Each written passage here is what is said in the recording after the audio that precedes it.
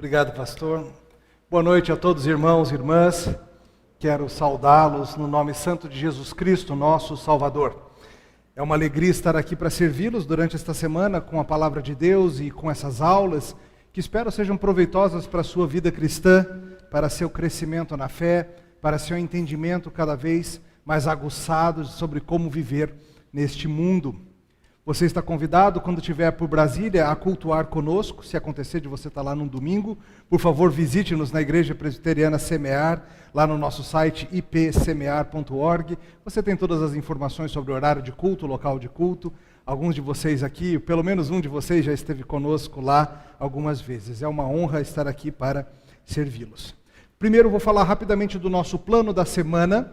Aí a gente vai orar, pedir ao Senhor que abençoe esse tempo e a gente vai para a nossa primeira aula. Está aparecendo já? Tá? Beleza.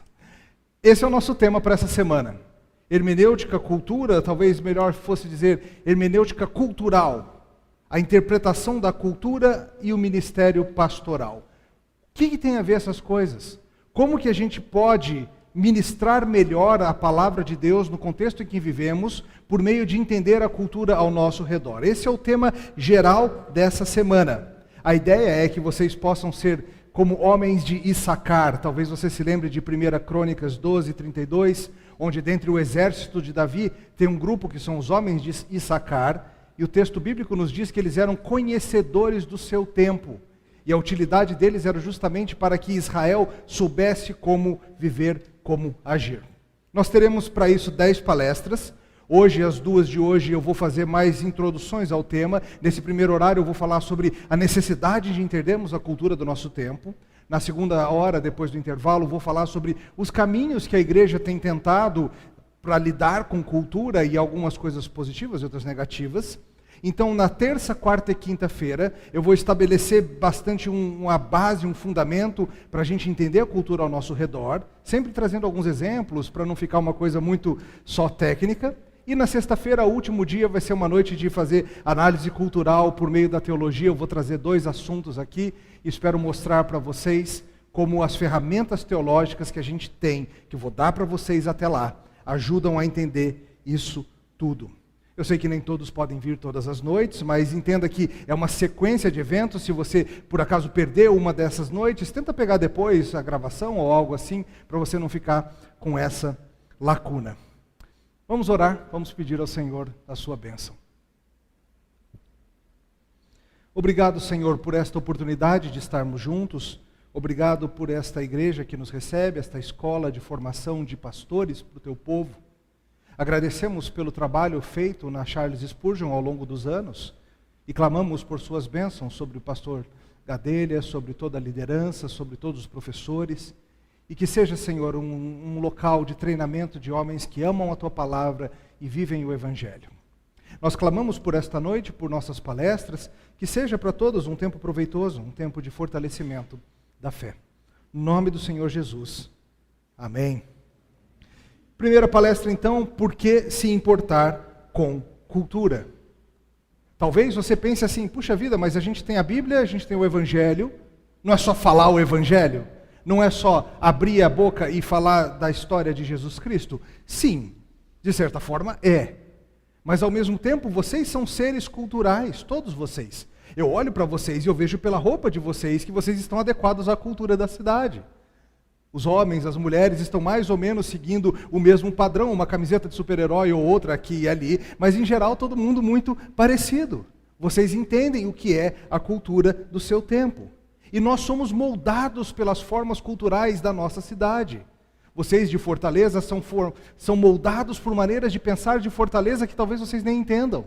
Vocês, por serem cearenses, por serem brasileiros, por serem latino-americanos, têm características da forma que vocês pensam, agem, atuam na sociedade, que fazem com que a palavra de Deus chegue em vocês por filtros determinados e vale a pena a gente entender isso. A ideia, queridos, é que nós possamos utilizar na Bíblia ferramentas maravilhosas para ajudar o teólogo, ajudar o pastor, ajudar o crente comum a interpretar as expressões da nossa cultura. Quando a gente fala dessas expressões culturais, eu estou falando, por exemplo, de produtos culturais. Produtos culturais são coisas como filmes, seriados, canções, romances, literatura, histórias em quadrinho. A gente está falando também de práticas ou expressões culturais. Por exemplo, o carnaval. Está chegando aí o carnaval. Por que as pessoas da cidade vão tanto atrás disso? O que é tão atraente para as pessoas nessas coisas? Fã-clubes, torcidas organizadas de futebol, pessoas que se reúnem para assistir MMA, o uso de redes sociais. Eu vi antes de começar, vários de vocês no celular, certamente no WhatsApp ou qualquer outra coisa. O pastor já avisou para não ficar tumultuando o Wi-Fi durante a palestra. Larga o WhatsApp um pouquinho. Por que a gente gosta tanto dessas coisas? São infinidades de práticas, lendas populares, cosplay, reuniões de fãs de quadrinhos, inúmeras coisas que mostram para a gente que as pessoas se interessam por cultura. Além disso, a gente pode pensar em eventos culturais, coisas como os Jogos Olímpicos, como cerimônias de formatura. A cerimônia de formatura varia de acordo com o lugar onde você está. Cerimônias de casamento, rituais de enterro, funerais, passeios em parques temáticos, cruzeiros temáticos com Roberto Carlos cantando, essa coisa toda, que alguns de vocês já vi que gostam pelo sorrisinho. E entenda, o povo de Deus, historicamente, tem uma relação um tanto complicada com a cultura.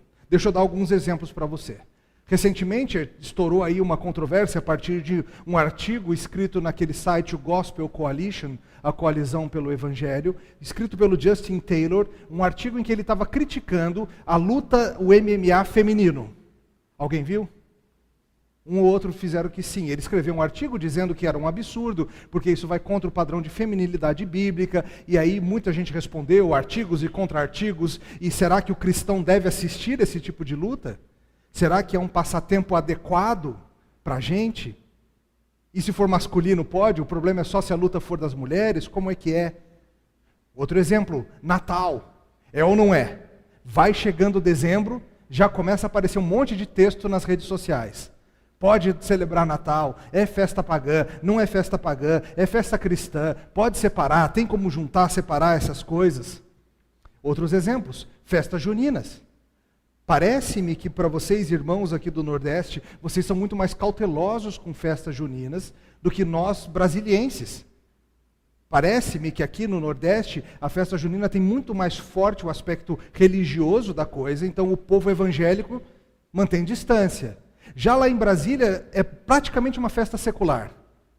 A religiosidade não está presente, então muitos crentes não veem problema em ir, mas e aí, como é que a gente lida com essas coisas? Pode, não pode, é apropriado, é lícito, convém, não convém? Perguntas que surgem, perguntas que vocês que estão treinando para ser pastores vão ter que responder. Seu povo vai querer saber de vocês essas coisas. Por exemplo, se você for mexer com a história dos filmes, você vai saber também que tem muito de controvérsia. Alguns anos atrás surgiu o livro e depois o filme O Código da Vinci.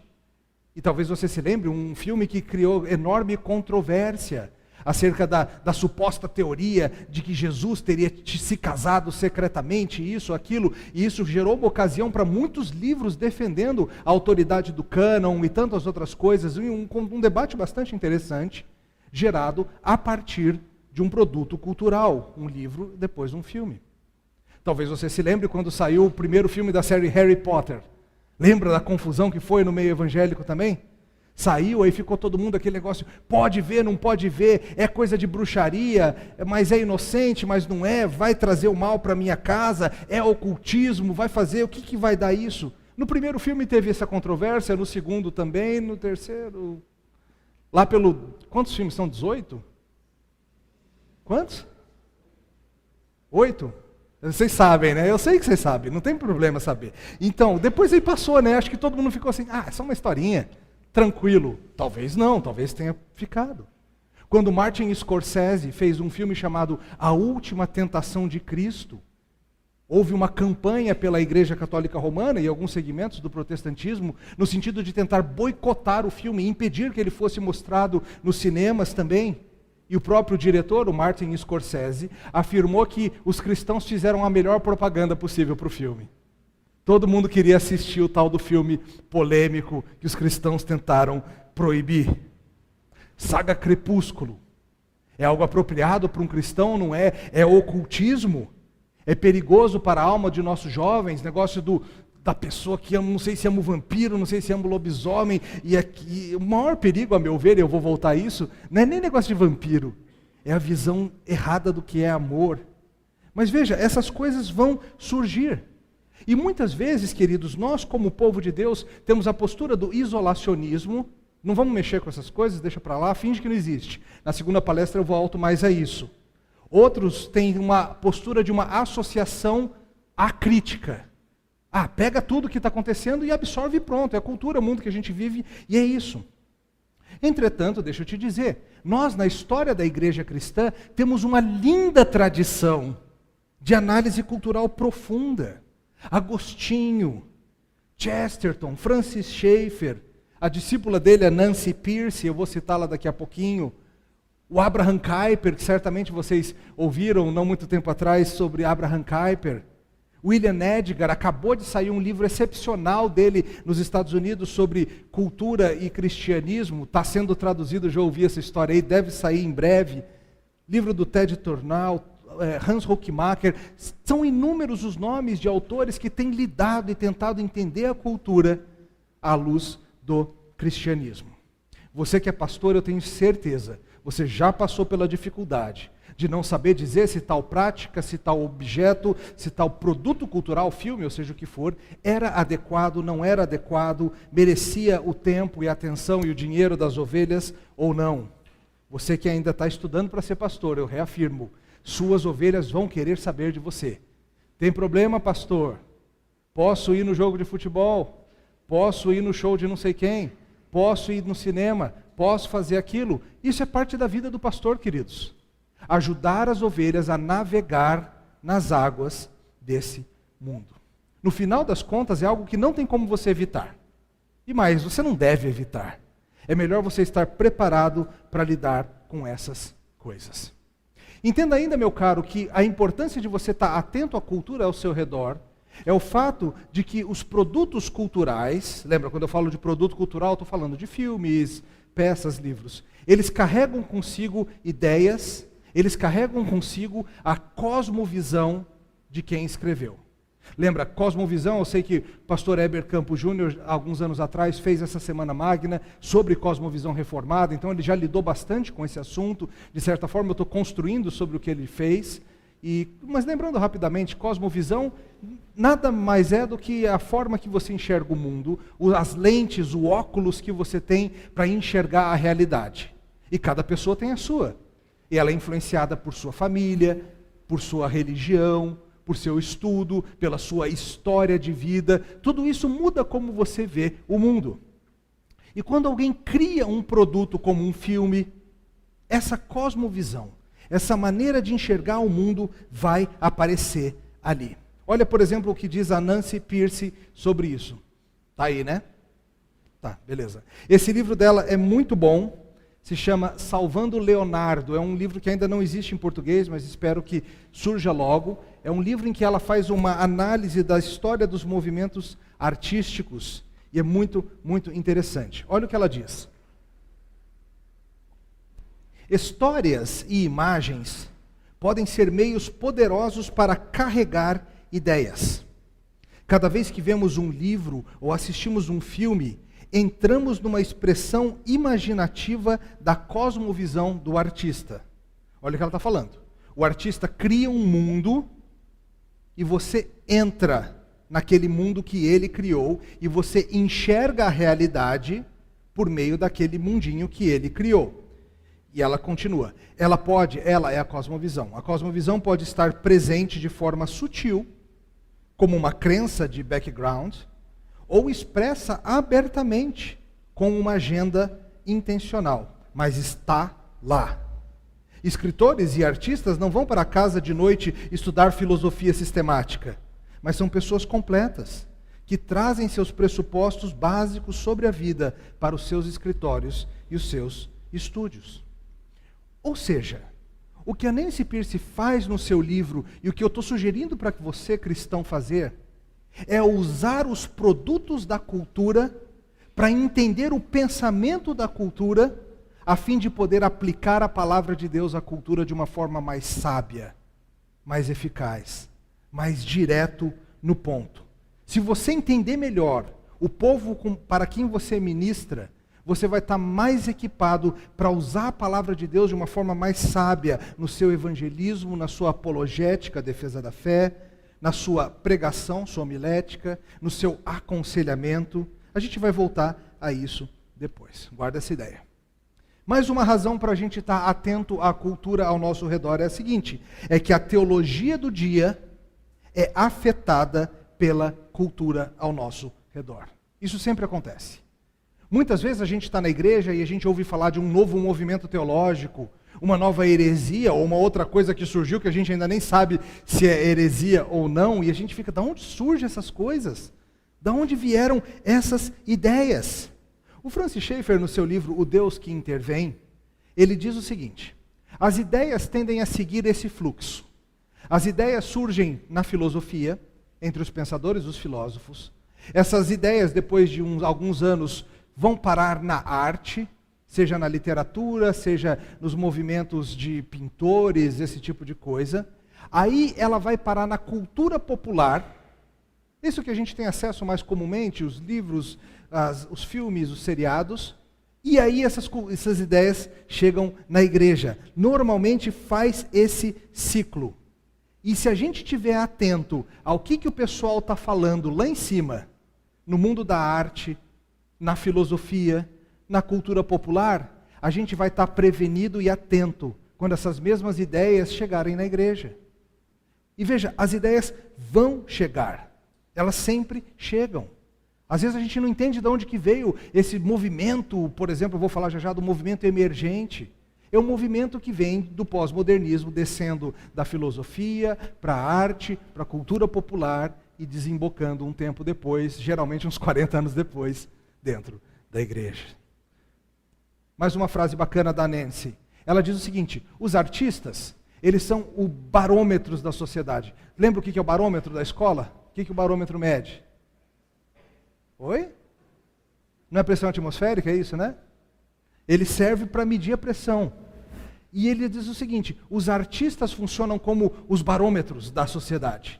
Eles são sensíveis a novas ideias que percolam pela atmosfera cultural. Eles são dotados, eles têm o dom de utilizar histórias e imagens para encarnar tais ideias. O que ela quer dizer com encarnar tais ideias? Dá vida para elas. Às vezes você tem um conceito super abstrato lá da filosofia, você tenta ler aquilo, ninguém entende. Só que aí a pessoa vem, um artista desses, pega aquela ideia e faz um filme e coloca carne, encarna aquelas ideias e aquilo fica mais concreto e todo mundo, interessante essa forma de pensar, interessante essa forma de agir. Aí o que a Nancy diz, aprender a interpretar as artes pode ser uma poderosa estratégia para entender o secularismo monolítico que se espalha pelo globo hoje em dia. Dois autores, Wicker e Witt, dão um exemplo muito interessante. Eles falam sobre o niilismo. Niilismo é um resultado do pensamento cientificista que diz que tudo vai ser explicado pela ciência e logo o pessoal perde a fé nisso mesmo. E o niilismo diz que nada tem sentido, que nada de fato pode ser provado e que a vida é sem razão, esse tipo de coisa. Agora, quem é que lê Nietzsche, por exemplo? Numa boa.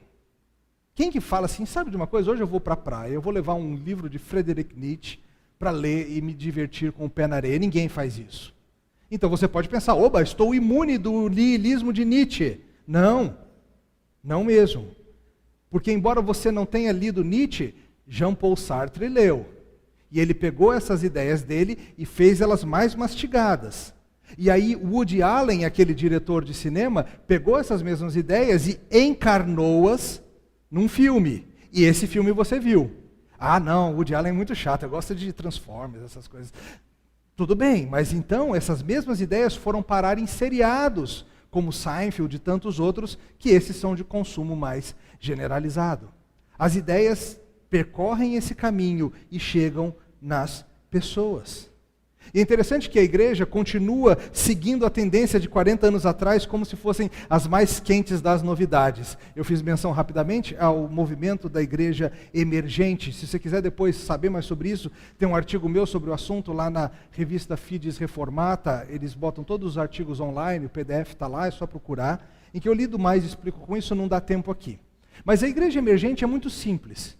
É um pessoal que, cansado da igreja de mercado, cansado da mega church, cansado de um cristianismo rasinho, resolveu procurar um outro caminho. Mas ao invés de voltar para o caminho do cristianismo histórico, foi atrás de um suposto cristianismo pós-moderno. Foi atrás das últimas tendências da moda. E começou a inventar um cristianismo sem doutrina firme, sem certezas. A ideia deles é: temos que rever todas as doutrinas, inclusive da Trindade. Temos que reiniciar tudo. Para com esse negócio de dizer que nós sabemos as coisas com certeza. Vamos ter dúvidas, vamos viver a jornada, esse tipo de coisa. Vamos tirar as autoridades, bem pós-moderno. Tira a autoridade, tira a figura do pastor, não tem um pregador, não tem alguém ensinando, a gente só faz uma rodinha, cada um partilha suas impressões, seus sentimentos, sem preocupação de chegar a conclusões, nada disso. Um movimento de igreja emergente, se você quiser, tem bastante para ler sobre isso. Mas isso nada mais é, queridos, do que as mesmas ideias do pós-modernismo 40 anos depois, chegando na igreja. Se a gente estivesse atento à cultura, a gente saberia que chegaria uma hora ou outra. E a gente estaria prevenido para lidar com essas coisas. No final das contas, as ideias vão chegar na igreja. É uma questão de tempo. Estar atento ou ser pego de surpresa? O que é mais sábio? O que é mais desejável? Hoje, muitos pastores têm ficado apavorados ao perceber que suas ovelhas estão dominadas por formas de pensamento secularizadas. De repente se veem como ovelhas que estão completamente dominadas por um pensamento marxista, influenciados por ideologia de gênero e tantas outras coisas, e ficam: de onde veio isso? Atenção, atenção. Mais uma frase, essa aqui é daquele crítico cultural, o Dalrymple, Theodore Dalrymple. Ele diz o seguinte: em uma famosa passagem, John Keynes escreveu que os homens práticos talvez não tenham muito tempo para as considerações teóricas. E talvez você se veja assim: vou gastar tempo lendo, estudando, aprendendo o que se passa. Sou um homem prático. Mas Dalrymple alerta: mas, de fato, o mundo é governado por nada menos que ideias ultrapassadas ou mortas de economistas e filósofos sociais. Concordo com ele, mas apenas acrescentaria à lista os romancistas, dramaturgos, diretores de cinema, jornalistas, artistas e até mesmo cantores populares. São eles os legisladores invisíveis do mundo. E devemos prestar muita atenção àquilo que dizem e como dizem. A gente vê isso sempre em épocas de eleição, isso ficou muito claro nessa última eleição nos Estados Unidos. Quantas vezes as pessoas estavam meramente repetindo o mesmo discurso que assistiam no canal de notícias favoritos sobre o Trump, ou sobre a Hillary, ou seja o que for. Não é gente que está pensando por si mesmo, é gente que está simplesmente seguindo na onda do pensamento dos jornalistas mais famosos, ou dos artistas que fazem protesto no Festival de Cannes, ou seja o que for. Gente que está sendo carregada pelo pensamento desse tempo. E você, pastor, você crente, não dá para você não saber que isso está acontecendo. Isso vai influenciar o seu povo, isso vai influenciar a sua igreja. Deixa eu tentar fazer isso.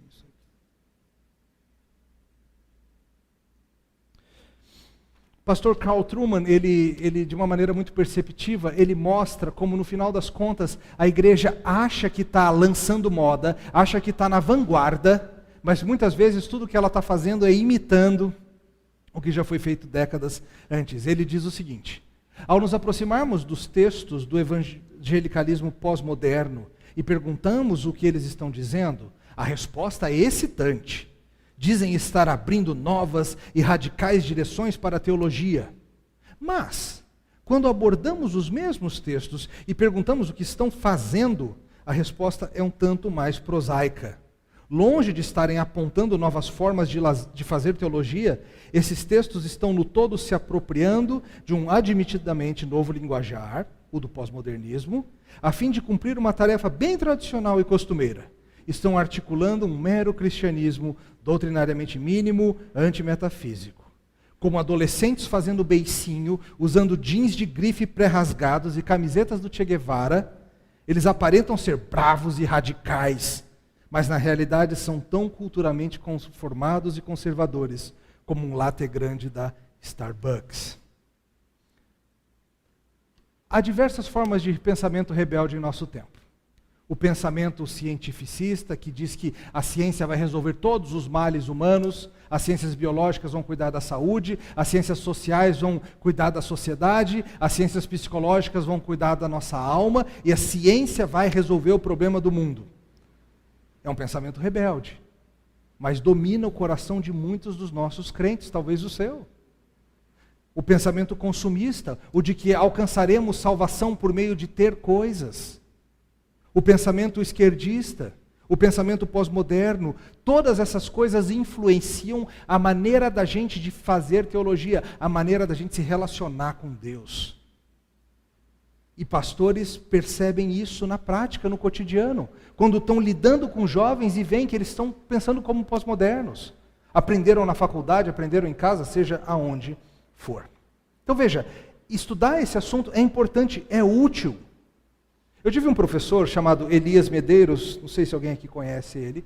O pastor Elias Medeiros é um dos meus mentores, e ele, toda vez que alguém vem apresentar um trabalho de conclusão de mestrado ou de doutorado, ele faz 3 perguntas. Ele sempre pergunta o seguinte: qual a importância doxológica do seu trabalho? Ou seja, como que o seu trabalho glorifica a Deus? Ele pergunta, qual a importância missiológica do seu trabalho? Ou seja, como que o seu trabalho ajuda a lidar com os de fora da igreja? E por fim, qual é a importância eclesiástica do seu trabalho? Ou seja, como que isso serve à igreja? E eu vou responder essas perguntas para tentar te convencer de que você precisa aprender sobre a cultura. Vamos lá. Qual a importância doxológica de aprendermos a lidar com a cultura ao nosso redor? Veja, em tudo você é chamado, querido, a amar o teu Deus e glorificá-lo. Isso inclui o seu relacionamento com a cultura ao teu redor. Você consome cultura, não tem jeito de não consumir. Ah, mas eu nem vou ao cinema, pastor. Mas você ouve a CBN, você ouve a Band News, você ouve algum tipo de noticiário no rádio ou na internet ou alguma coisa, você está consumindo cultura. Você usa um smartphone, você usa certas roupas, você compra carro de marca A ou B, você está consumindo produtos produzidos pela cultura. Então você é chamado a glorificar a Deus por meio dessas coisas. Henry Van Til, num livro, O Conceito Calvinista de Cultura, que é uma das leituras propostas aí para vocês nessa semana, diz o seguinte: Calvino, no entanto, enxergou com mais clareza que a religião e a cultura não podem ser separadas sem sofrerem uma perda. Para ele, a graça não era uma suplementação da natureza, como no catolicismo, nem meramente um poder espiritual junto à natureza, deixando a última intacta. Mas a salvação para o reformador era a renovação do homem integral e a restauração de todas as obras de Deus. Ao mesmo tempo, ninguém poderia acusar Calvino de otimismo cultural, pois as virtudes negativas de se levar à cruz e as virtudes de autonegação, de fato, receberam ampla ênfase de sua exposição do dever cristão neste mundo. Entender a cultura diz respeito a viver para a glória de Deus. Você não vai viver isolado, você vai viver nessa cidade, nesse lugar, e você precisa viver nesta cidade para a glória de Deus. Portanto, entenda como fazê-lo. Além disso, a importância eclesiológica é clara. Você tem contato com a cultura popular, suas ovelhas têm contato com a cultura popular. Não tem como evitar e não é desejável se evitar. Você precisa aprender a discipular pessoas que estão rodeadas de cultura popular. Isso tem a ver com o uso noutético, e com isso eu digo uso no aconselhamento. Você vai lidar com pessoas que estão vivendo nessa situação atual. O James Smith escreveu um livro muito interessante, que eu espero que saia logo em português, que se chama Você é o que ama. Um livro fascinante que lida com o aspecto de como os nossos amores idólatras mostram quem nós somos.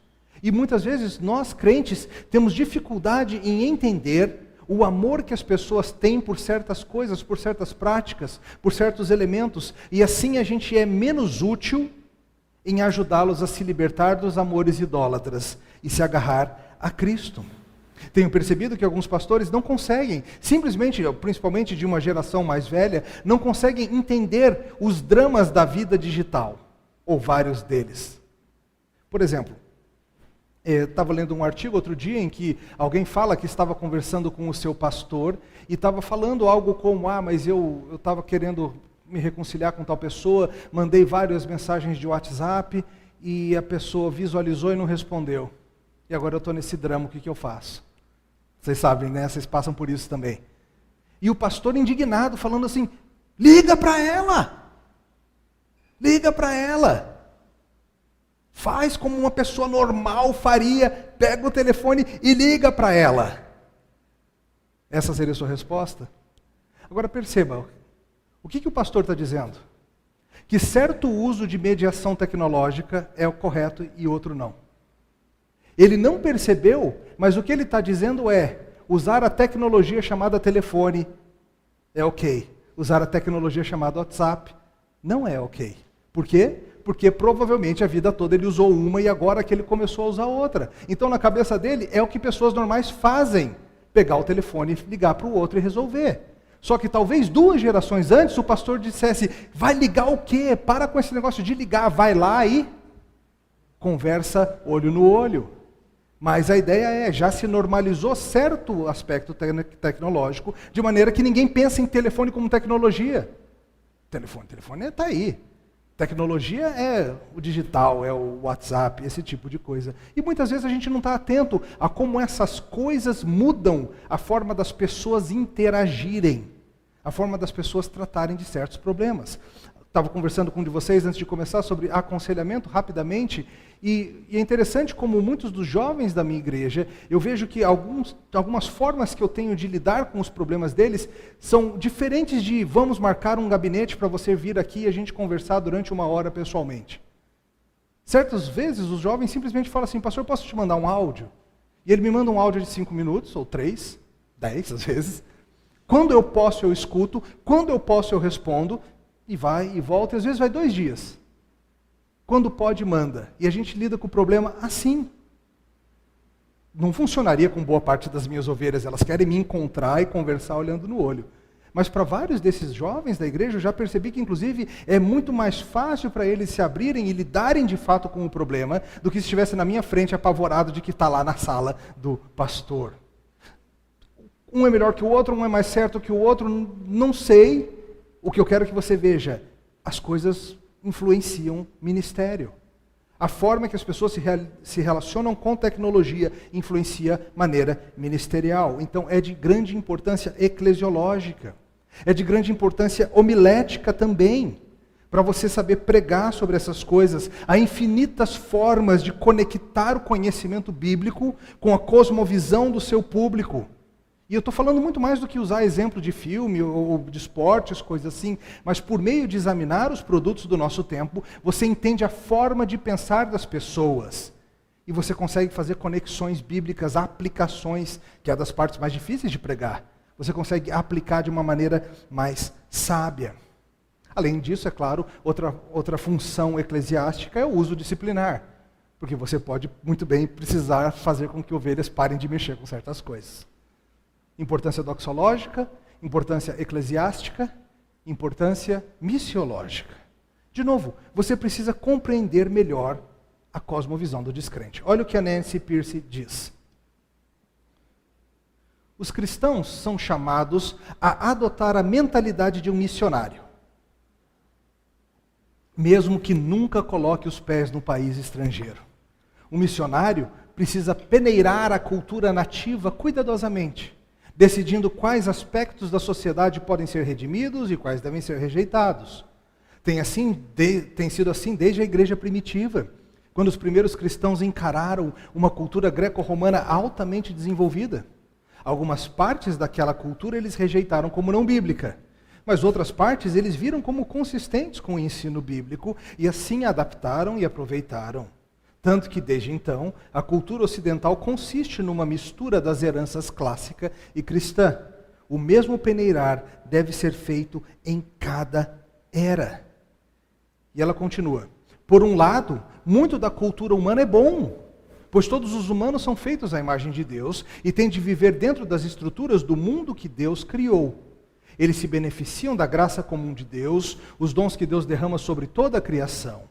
A implicação é que não cristãos podem ser artistas criativos, homens de negócio de sucesso, médicos habilidosos e pais amorosos.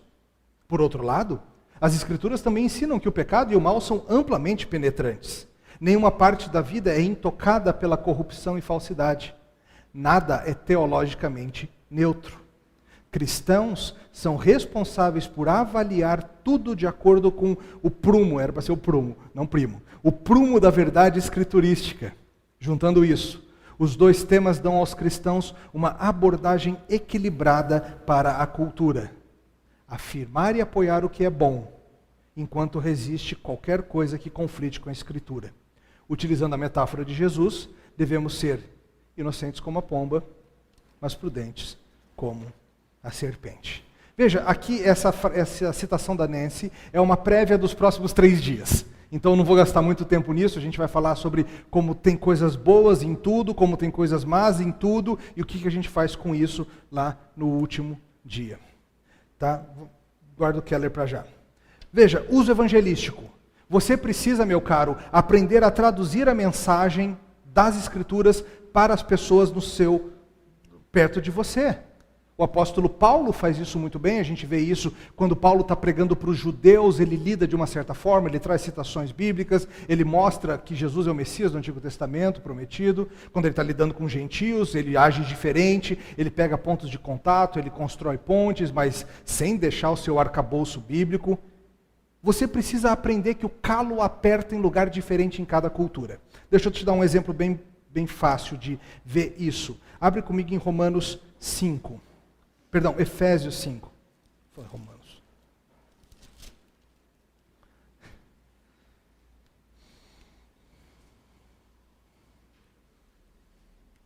Efésios 5, 22.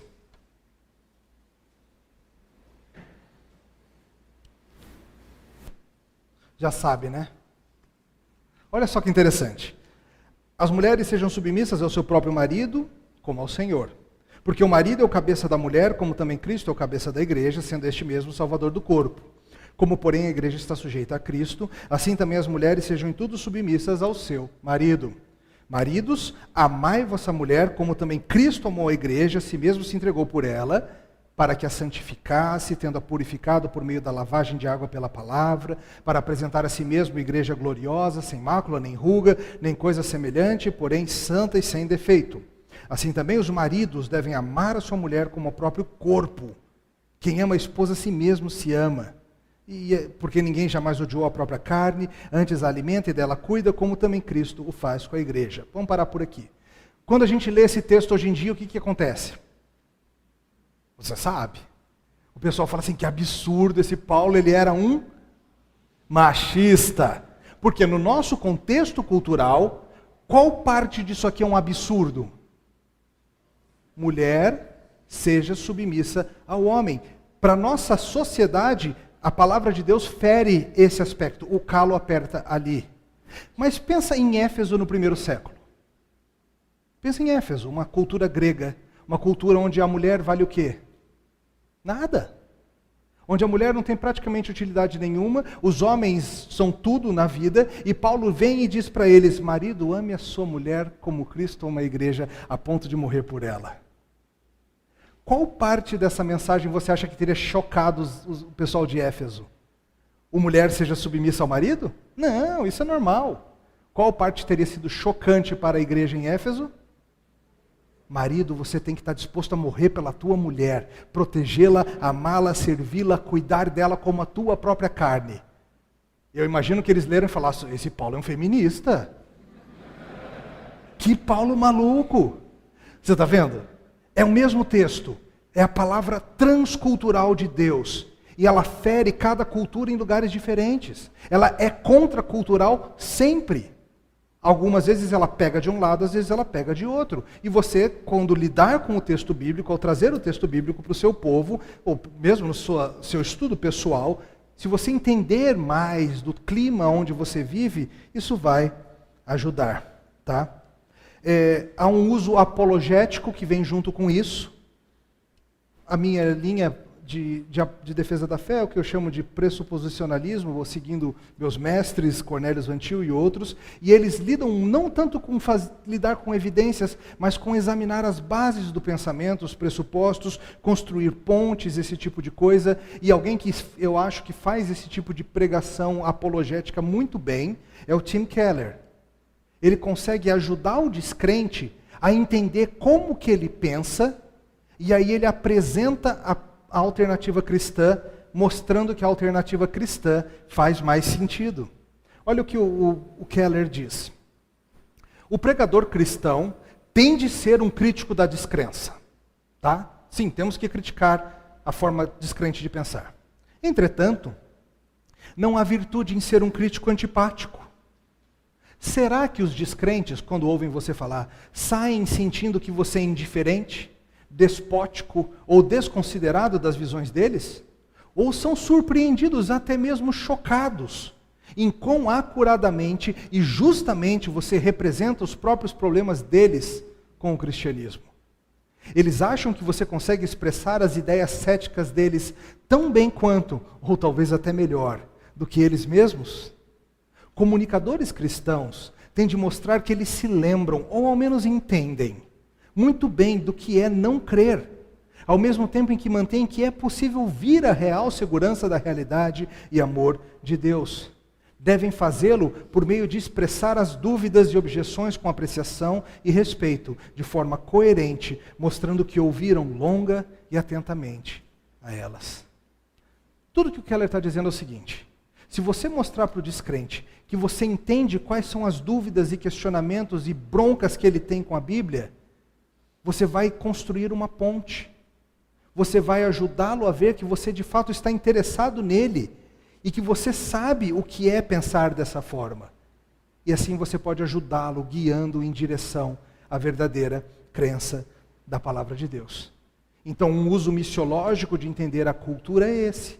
É você ser capaz de construir pontes.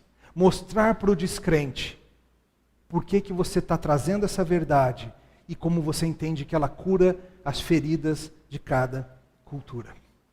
Outra função ligada à missiologia, claro, é a ordem do Senhor Jesus de fazer discípulos de todas as nações. E você precisa discipular as pessoas, ensiná-las a lidar com esse mundo. Henry Van Til diz: o cristão é, de uma só vez, peregrino e estrangeiro, trabalhador e guerreiro, que aprecia os dons maravilhosos de Deus e os usa para a glória dele. O seguidor de Cristo será movido com compaixão pelo mundo, mas também se afastará dele com desgosto. Ele amará e odiará o mundo, devotar-se-á a ele e o evitará, dedicar-se-á a ele e o abominará, de acordo com as exigências da situação. É difícil ser peregrino nesse mundo, mas nós somos chamados a fazer discípulos. Significa ensiná-los a guardar todas as coisas que Cristo mandou, andando nesse mundo. E veja que com o crescimento global, globalização, revolução digital, essa confusão toda, hoje as pessoas, a cultura das pessoas ao seu redor não é simples como seria no passado.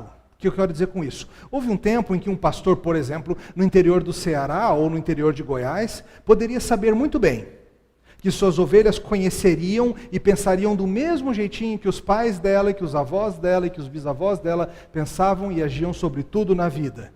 E que os eventos culturais ocorridos lá na Escandinávia não teriam nada a ver com o cotidiano delas. Não mais. Não é mais assim. Hoje nós vivemos uma cultura mundial global. Hoje você encontra brasileiros que são fãs de futebol americano, certo? Vários vibraram ou ficaram tristes com o que aconteceu na final do futebol americano. Produtos como Coca-Cola, pizza, filmes americanos, música rock são coisas universais. Esse grande guarda-chuva da cultura pop hoje domina todo o mundo. Ao mesmo tempo em que você tem essa massificação cultural, o que isso quer dizer é simplesmente que você encontra esses mesmos produtos no mundo todo. Você vai pegar esses grandes filmes americanos, Guerra nas Estrelas, que seja, em qualquer lugar do mundo você vai ter fãs dele. É um fenômeno global. Mas ao mesmo tempo você começa a ver fragmentações culturais, pessoas que se reúnem por meio de coisas, subculturas, coisas de identidade próxima. Os fãs de Jornada nas Estrelas, os fãs desse tipo de música, os fãs de heavy metal, que seja no Ceará, seja em Brasília, seja na Escandinávia ou seja no Japão, usam o mesmo tipo de roupa, usam o mesmo linguajar, são unidos, embora diversos, são unidos por uma linguagem em comum, a do heavy metal, ou seja, do que for. Comunidades sem senso de localidade, isso é um fenômeno do mundo digital. Antes, para você ter comunidade, para a gente ter comunhão, para a gente ter vida em comum, era necessário que a gente vivesse perto. Mas hoje pode ser que você viva aqui nessa cidade e os seus melhores amigos estão espalhados pelo país. Você tem a turma que você encontra na faculdade, na igreja, etc. Mas aquela galera do grupo do WhatsApp que discute futebol americano, ou que discute A, B ou C, seja o que for, aqueles são seus amigos. Você tem uma comunidade sem localidade. Isso é um fenômeno curioso. Lembre-se ainda, meus caros, esses produtos e expressões culturais influenciam a nossa cosmovisão ao criar mundos que a gente participa temporariamente. Exemplo, muitas vezes os pais ficam muito preocupados com mas o meu filho, adolescente, pré-adolescente, está assistindo aquele filme, ele é meio violento, ele não sei o quê. E não estou dizendo que você não deva pensar sobre isso, mas mais que isso, o mais perigoso é a visão de amor romântico que é passada muitas vezes nessas comédias românticas. A visão de que amor, o que é amor segundo tantos filmes que você vê por aí? Vocês não viram? Ninguém nunca viu. Amor é um sentimento quentinho que nasce aqui perto do fígado, aí ele vem subindo e dá um abraço gostoso no coração, explode num sorriso, e a gente chama isso de amor à primeira vista, e etc, etc. E você vê os filmes mostrando aquela paixão arrebatadora, a moça joga o cabelo de um jeito, e o cara se derrete, aí ele faz não sei o quê. E essa visão de amor acaba com inúmeros casamentos nas nossas igrejas. Por quê? Porque esse arrebatamento afetivo, isso some. Isso oscila, some, sei lá. E às vezes tem gente no meu gabinete pastoral que diz, pastor, acabou o amor. Mas Paulo não disse que o amor jamais acaba? Como que acabou? Não, acabou. Paulo estava errado, não sei. Sei lá o que Paulo fala, acabou. O que ela quer dizer que acabou? Acabou esse sentimento quentinho que sobe, que desce, que dá um abraço no fígado e cosquinha no coração. Isso acaba mesmo, isso some, isso depende do que você almoçou ou não almoçou, se seu time ganhou ou não ganhou, essas coisas mudam. Mas essa visão de amor romântico como se fosse a mesma coisa que o amor bíblico, isso veio para o nosso povo por meio dos produtos culturais e você tem que estar atento a isso, senão você não vai estar entendendo por que as pessoas estão com essa visão esquisita de amor. É de muita sessão da tarde, foi isso. Esse tipo de coisa que causou essa situação. Veja como novelas influenciam, vocês sabem disso. Dependendo de quem é o personagem principal da novela, os nenéns que nascem na época, todos são batizados com o nome dos principais personagens. Você pode datar a vida da pessoa pelo nome muitas vezes. Esses nomes aqui foi muito ali lá para o final dos anos 80, porque teve aquela novela da Globo, que não sei o quê, nasceu muito neném com esse nome. E culturas exóticas, a Índia, os ciganos, a Turquia, entram na imaginação popular. Música tem muito disso. Talvez você e sua esposa tenham aquela que vocês dizem, essa é a nossa música. E quando toca, você fica assim, a nossa música, segura a mão dela, etc. E você sabe muitas vezes que essas músicas também estão ensinando coisas ruins. E veja, eu não estou propondo não ouvir nenhuma outra música, tá? Não é isso. Esteja atento. Por exemplo, Roupa Nova, um dos grandes clássicos de embalar tantos romances na nossa... Ninguém aqui no Ceará, ninguém gosta de Roupa Nova? Lá em Brasília a gente gosta de Roupa Nova, tá? Mas Roupa Nova, por exemplo, diz, toda vez que o amor disser, vem comigo, vai sem medo de se arrepender. Isso é que é viver. Isso não é viver, isso é errado. Mas a gente canta, isso está no nosso coração. É interessante que muitas vezes essas canções, elas marcam a nossa geração, e toda geração diz, no meu tempo é que era música, não que essas porcarias que esses jovens de hoje ouvem. Seus pais falavam isso da sua música, tá? Seus avós falavam isso da música dos seus pais, tá? Toda geração reclama disso, porque não é só a questão da música em si, é a questão das memórias afetivas que estão junto com isso. Alguns de vocês devem conhecer uma banda mineira chamada Patufu. Conhece? Alguns anos atrás eles lançaram um disco muito interessante, um vídeo chamado Música de Brinquedo, em que eles pegaram músicas famosas, não só deles, mas de outros grupos, e gravaram um show inteiro usando não instrumentos de verdade, mas instrumentos de brinquedo. Violãozinho de criança, bateriazinha de criança, aqueles tecladinhos infantis, brinquedos diversos. E eles fizeram toda a musicalidade daquele álbum por meio de brinquedos. E eu lembro de ver uma entrevista da Fernanda Takai, e ela explicando o seguinte, ela falou, a gente não pôde colocar músicas novas nesse disco. A gente teve que pegar músicas antigas dos anos 70 e 80, porque a gente contava com a memória afetiva musical das pessoas, memória afetiva musical, para vencer a barreira da estranheza de serem instrumentos de brinquedo. Entenda, memória afetiva musical, isso mexe com você. Os hinos que você aprendeu, os hinos ou cânticos espirituais, que você aprendeu numa época chave da sua vida, você considera eles superiores mesmo que eles não sejam. Você olha às vezes as músicas que o povo está cantando e fala, ai, cada música rasa, boa era aquela que eu cantava na minha juventude. E às vezes nem era tão boa assim, mas marcou um período da sua vida de grande crescimento espiritual, de fortalecimento na fé, de uma caminhada séria com o Senhor, e isso toma o seu coração, e talvez você feche os olhos para o fato de que hoje tem muita gente boa fazendo música excelente. Os Guettes, o pessoal do Indelible Grace, o Stênio no Brasil, e muitos outros. Essa é mais uma razão para você estar atento. Mais uma, e a gente vai para o final dessa primeira palestra.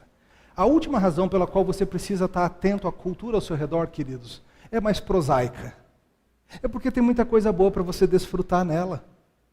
Sim, há muitas coisas boas nesse mundo que nós podemos aproveitar para a glória de Deus. Tem um livro de um autor chamado Joe Rigney. Conhece o Joe? Alguém já ouviu falar dele? Ele é o que substituiu o John Piper, quando o John Piper aposentou da igreja e foi fazer outras coisas, o Joe assumiu o lugar dele. Tem um livro dele que se chama As Coisas da Terra, está sendo traduzido pela editora Monergismo, logo sai, em que ele lida com essa questão. Ele lida com o que ele percebeu ser um certo exagero do pessoal que foi atrás do John Piper na linha do hedonismo cristão, do aproveitar Deus sobre todas as coisas, e não é criticando o Piper, não. É fazendo uma correção de alguns que seguiram o Piper, e o próprio Piper concorda com isso e fez o prefácio do livro. Porque o Rigney, ele conta o seguinte, ele fala, eu vivi uma mentalidade de guerra que eu não penso ser sadia. Eu, por exemplo, não saía jantar com a minha esposa, porque eu pensava, cada dólar que eu gasto nesse jantar é $1 a menos que eu podia ter enviado para um missionário em outro lugar do mundo. Eu só trocava de calça jeans quando ela realmente se desfazia, não tinha mais jeito de usar, porque ter 2 calças jeans era pegar um dinheiro que podia ter sido usado para tradução de Bíblia em outra parte do mundo. E ele pensava dessa maneira extremamente frugal, e ele foi convencido pelas Escrituras que isso não é correto. Que sim, a nossa mentalidade tem que ser não mundana, celestial, pensar nas coisas do alto, mas que Deus criou esse mundo cheio de coisas boas, para que por meio delas a gente glorifique a Deus e goze-o para sempre. A pergunta 1 do Catecismo de Westminster, qual o fim principal do homem? Glorificar a Deus e gozá-lo para sempre. É um bom resumo do ensino do John Piper. E o que o Rigney faz é mostrar para a gente que é legítimo e bom aproveitar as coisas boas desse mundo, desde que a gente não faça dessas coisas um ídolo.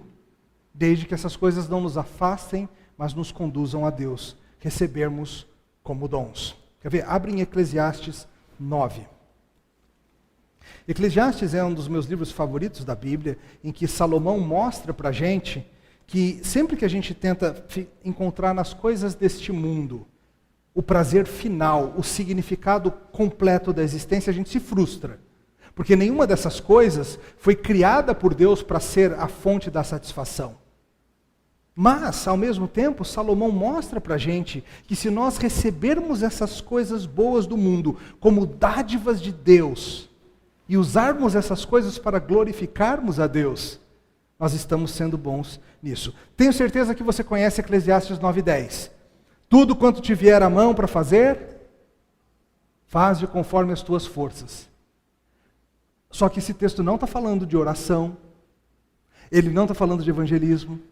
Ele não está falando do serviço na casa do Senhor. Sabe do que esse texto está falando? Tudo que vier à tua mão para fazer, faz-o conforme as tuas forças. Olha mais acima, contexto.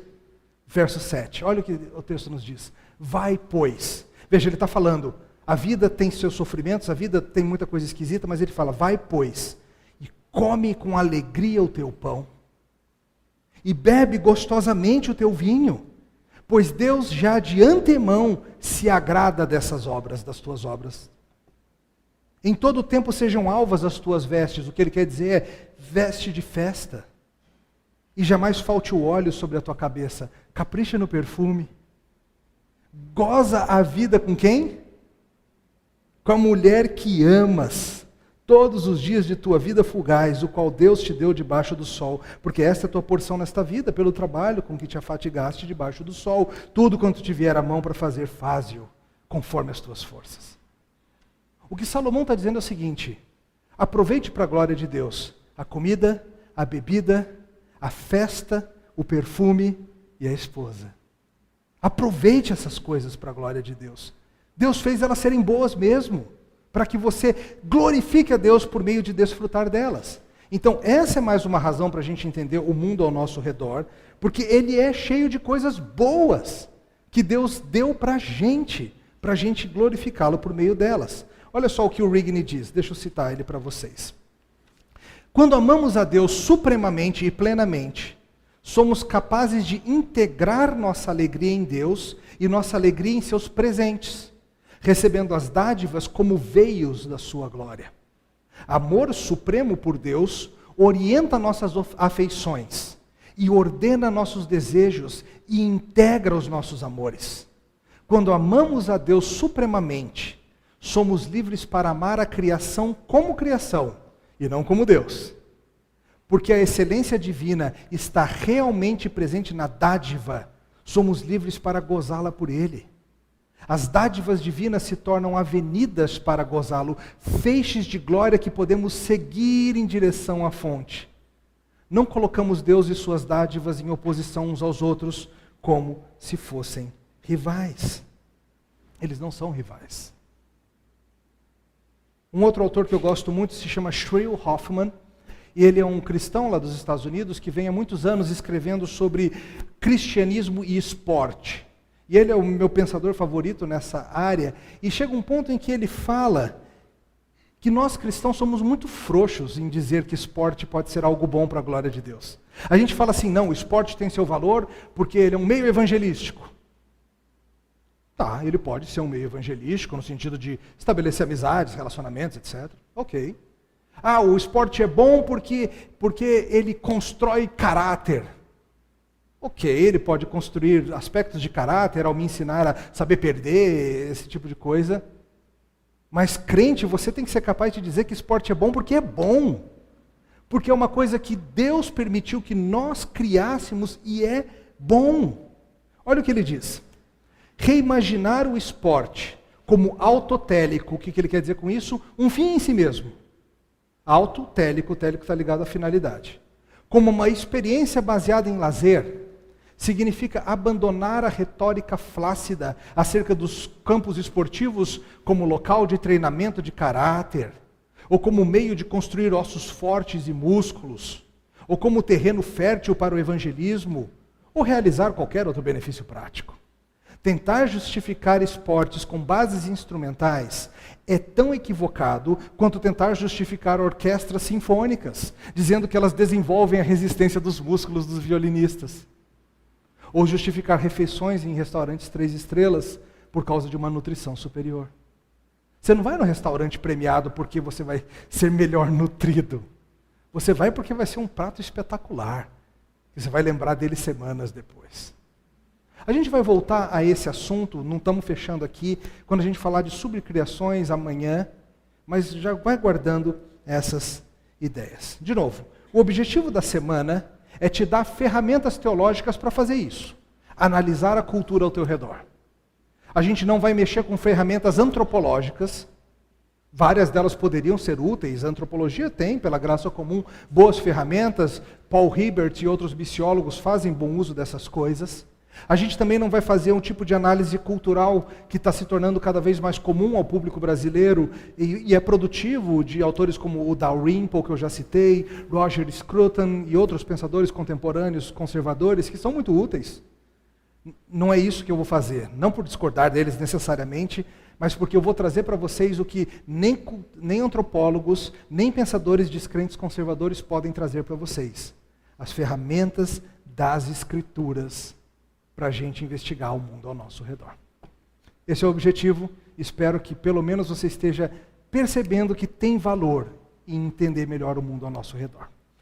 Vamos parar por aqui. Na segunda palestra a gente vai falar sobre como a igreja tem se relacionado com o mundo, alguns caminhos.